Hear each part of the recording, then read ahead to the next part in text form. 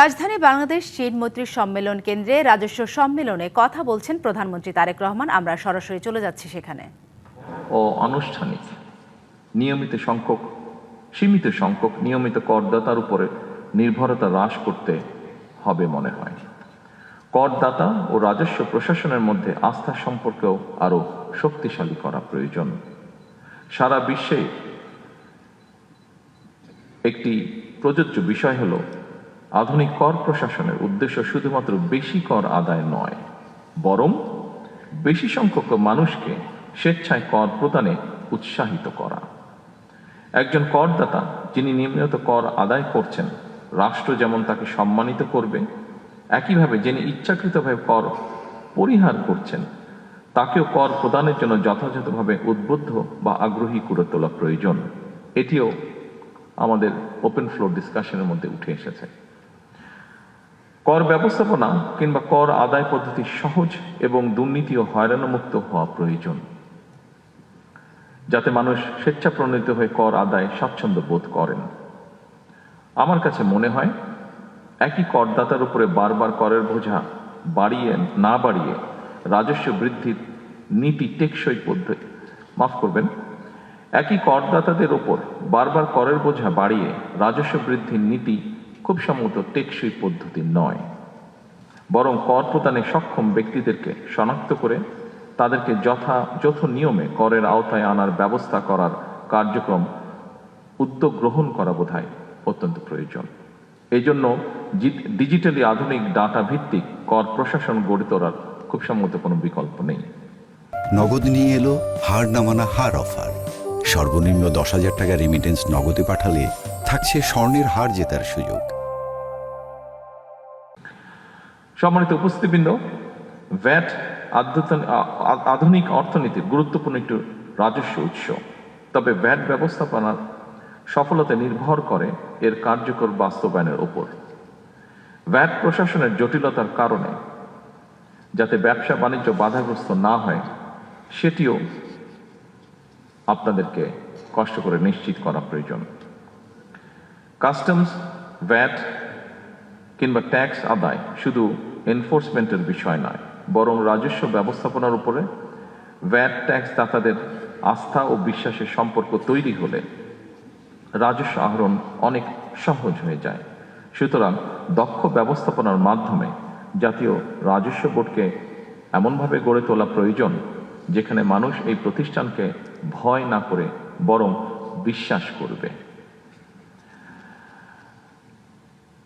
উপস্থিতিবৃন্দ, আমি আশা করি দেশের স্বার্থে আপনারা এনবিআরকে জনগণের আরো বিশ্বস্ত এবং আস্থাভাজন প্রতিষ্ঠানে পরিণত করতে সক্ষম হবেন। ব্যক্তি স্বার্থের চেয়ে প্রতিষ্ঠান তথা সবার আগে দেশের স্বার্থ রক্ষা করা প্রয়োজন। উপস্থিতিবৃন্দ, একটি বিষয় ওপেন ফ্লোর ডিসকাশনে একটি বিষয় উঠে এসেছে। আমাদের ইন্টারিম গভর্নমেন্টের সময় এই ডিপার্টমেন্টে একটি ঘটনা ঘটেছিল।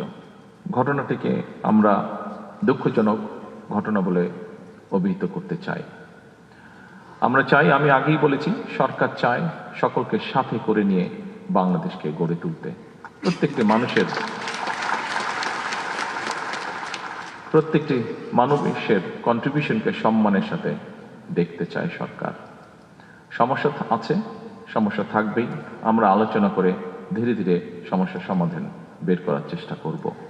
আমি এনবিআরে যেই দুঃখজনক ঘটনাটি ঘটেছিল, যদিও ওপেন ফ্লোর ডিসকাশনে আমি বলেছি, তারপরেও আবারও বিষয়টি আমি উল্লেখ করতে চাই। আমরা চাই সরকারে দায়িত্বে যারা আছেন, সরকারের বিভিন্ন কর্মকর্তাবৃন্দ, আমরা চাই আপনারা নিরাপদে স্বস্তি নিয়ে আপনারা দেশ গঠনে কাজ করুন। সরকারের অবস্থান থেকে আমরা অবশ্যই চেষ্টা করব দেশের স্বার্থে, দেশের প্রয়োজনে যে বিষয়গুলো গুরুত্বপূর্ণ সেগুলিকে প্রায়োরিটাইজ করতে। আসুন আমরা যে কোনো ধরনের বিশৃঙ্খলাকে পরিহার করার চেষ্টা করি এবং সেই জন্য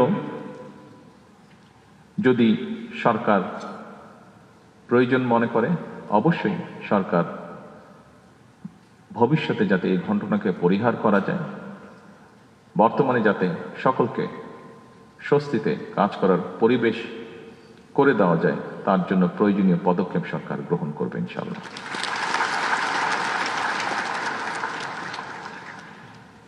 এবার একটি আশা, সম্ভাবনা এবং প্রত্যাশার কথা বলে আমার বক্তব্য শেষ করতে চাই। গত ফেব্রুয়ারি মাসের মাঝামাঝি থেকে জুনের শেষ পর্যন্ত সময়টিতে রাজস্ব আহরণের পরিমাণ ছিল ইতিবাচক। এটি প্রমাণ করে আপনারা পারেন, আপনারাই পারেন এবং আপনারা অবশ্যই পারবেন ইনশাআল্লাহ।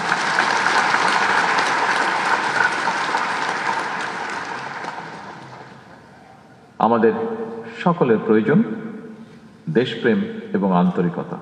আসুন সমৃদ্ধ বাংলাদেশের স্বার্থে আমরা সবাই মিলে একটি শক্তিশালী রাজস্ব ব্যবস্থা গড়ে তুলি।